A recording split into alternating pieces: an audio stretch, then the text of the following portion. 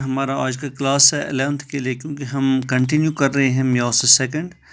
تو meiosis second کا دوسرا پارٹ ہم کر رہے ہیں. تو میوسس سیکنڈ کا جو پہلا والا پارٹ تھا وہ ہم نے کل پڑھا. تو اس میں ہم نے دیکھا کہ میوسس سیکنڈ ہوتی کیا ہے. ایکچولی یہ ریڈکشنل ڈویژن نہیں ہوتا ہے، یہ ایکویشنل ڈویژن ہوتا ہے. ہوموٹیپک ہوتا ہے کیونکہ کروموزوم نمبر سیم رہتا ہے. اور اس میں سے ہم نے 2 فیزز پڑھے تھے، پروفیز سیکنڈ اور میٹافیز سیکنڈ. تو آج جو ہم میوسس سیکنڈ کا دوسرا پارٹ پڑھنے جا رہے ہیں، اس میں ہم پڑھیں گے کہ اس کا جو انافیز ہے اور اس کا جو ٹیلو فیز ہے اس میں کیا کچھ ہوتا ہے میوسس سیکنڈ میں. پھر میوسس سیکنڈ اس طرح سے کمپلیٹ ہوتی ہے. اور اس کے بعد ہم دیکھیں گے کہ سگنیفیکنس آف میوسس کیا ہے، یعنی کہ امپورٹنس آف میوسس کیا ہے ہماری لائف میں یا بایولوجیکل سائنس میں. تو students let's see what happen to anaphase second to meiosis second in anaphase second phase.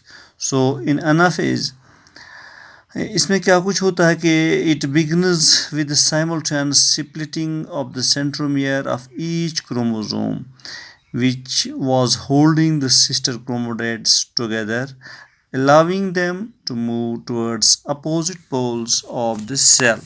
یعنی کہ جو سسٹر کروموزومز ہوتے ہیں، یہ اس کا جو سینٹرومیئر ہوتا ہے وہ سپلٹ ہوتا ہے.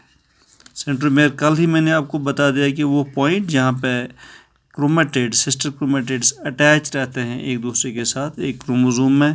تو انافیز سیکنڈ میں کیا کچھ ہوتا ہے کہ جو یہ ہیں یہ اور یہ ملا کے ہوتے ہیں. تو ایک پوائنٹ ہوتا ہے وہاں پہ، اس سے ہم کہتے ہیں سینٹرومیئر. تو وہ سینٹرومیئر سپلٹ ہوتا ہے. تو اس سپلٹ ہونے کی وجہ سے کچھ سسٹر کرومیٹڈس چلے جاتے ہیں ساؤتھ پول میں اور کچھ سسٹر کرومیٹڈس چلے جاتے ہیں نارتھ پول میں، یعنی کہ 2 سائڈ میں، یعنی کہ اپوزٹ سائڈس میں سسٹر کرومیٹڈس چلے جاتے ہیں. یہ ہوتا ہے انافیز سیکنڈ میں. تو یہ ہے اس کا ڈائیگرامیٹک سٹرکچر کیا کچھ ہوتا ہے. سینٹرومیئر جب سپلٹ ہوتا ہے ان کا، جو پیچھے میں نے دکھایا تھا کل کہ suppose this is the chromosome اور یہ اس کا سینٹرومیئر ہے اور یہ اس کی کرومیٹڈس یہاں اٹیچ ہیں. تو یہاں پہ یہ کرومیٹڈ جو ہوتا ہے یہ سپلٹ ہوتا ہے. تو یہ 2 اوپر چلے جاتے ہیں اور یہ 2 نیچے چلے جاتے ہیں. اس کے بعد ہے ٹیلو فیز سیکنڈ. تو ٹیلو فیز میں ہم دیکھیں گے کیا ہوتا ہے. تو میں نے لکھا ہے یہاں پہ کہ میوسس جو ہے یہ اینڈ ہوتی ہے اس ٹیلو فیز سیکنڈ میں، یعنی کہ telophase second is the final stage of meiosis second. تو اس میں کیا ہوتا ہے کہ جو 2 گروپس ہوتے ہیں کروموزومز کے، وہ ایک بار پھر انکلوز ہوتے ہیں نیوکلیر میمبرین میں، یعنی کہ ان کے ارد گرد نیوکلیر میمبرین ڈیولپ ہوتا ہے. یہ اس کے اندر انکلوز ہوتے ہیں. اور پھر اس کے بعد سائٹوکائنیسس ہوتی ہے، یعنی کہ سائٹوپلازم جو ہوتا ہے وہ بھی ڈیوائڈ ہوتا ہے. اور اس طرح سے فائنلی وہاں پہ 4 ہیپلائڈ ڈاٹ سیلز بنتی ہے. یعنی کہ یہ 2 یہاں پہ بن گئی کس سے؟ میوسس سیکنڈ سے. اور میوسس فرسٹ میں بھی 2 بنتے ہیں، لیکن اتنا ہی فرق ہے کہ میوسس فرسٹ میں کروموزوم نمبر ہاف ہوتا ہے لیکن یہاں کروموزوم نمبر سیم رہتا ہے. لیکن اس میوسس سیکنڈ میں ڈی این اے ریپلیکیشن نہیں ہوتا ہے. تو اس طرح سے ٹیلو فیز میں ہم نے دیکھا کہ نیوکلیر میمبرین اگین ڈیولپ ہوتا ہے اور کروموزوم اس نیوکلیر میمبرین کے اندر انکلوز ہوتے ہیں. اور اس کے بعد سائٹوکائنیسس ہوتی ہے، یعنی کہ سائٹوپلازم کا ڈویژن فالو اپ کرتا ہے. تو اس طرح سے اس کے بعد کنسٹرکشن بڑھتی ہے. تو یہ سیلز 2 سیلز میں ڈیوائڈ ہوتی ہیں. اس طرح سے finally 2 more daughter nuclei are formed by the process of meiosis second. So in this way meiosis second gets concluded at its final stage, that is telophase second. Now students, let's see what is importance of meiosis یا significance meiosis کیا ہے. تو یہاں ہم meiosis first یا meiosis second نہیں دیکھتے ہیں، یہاں ہم سیدھا دیکھیں گے کہ meiosis کی کیا امپورٹنس ہوتی ہے.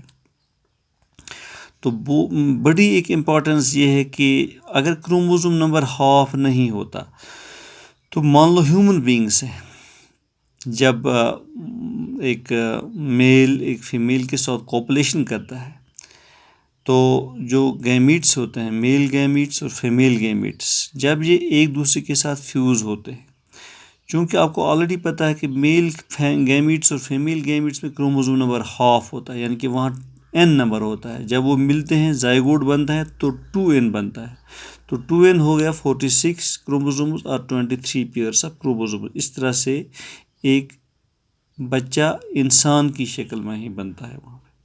لیکن اگر میاسس نہیں ہوتی، اگر ان جو گیمیٹس ہیں سیکشول سیلز ہیں میل یا فیمیل گیمیٹس ہیں، اگر ان میں ہاف نمبر نہیں ہوتا تو جو زائگوٹ بنتا اس میں 4n نمبر ہوتا، 2n کے بدلے 4n، تو وہاں انسان کے بدلے کوئی اور چیز بن جاتی. تو اس طرح سے ہم یہ کہہ سکتے ہیں کہ جب کروموزوم نمبر ہاف ہوتا ہے میاسس کی وجہ سے، تو اس طرح سے جو یہ پروجینی ہوتی ہے، چاہے انسان ہو یا اور کوئی جانور، جو یہ پروجینی ہوتی ہے یہ کنٹینیو رہتی ہے، یہ سیم رہتی ہے.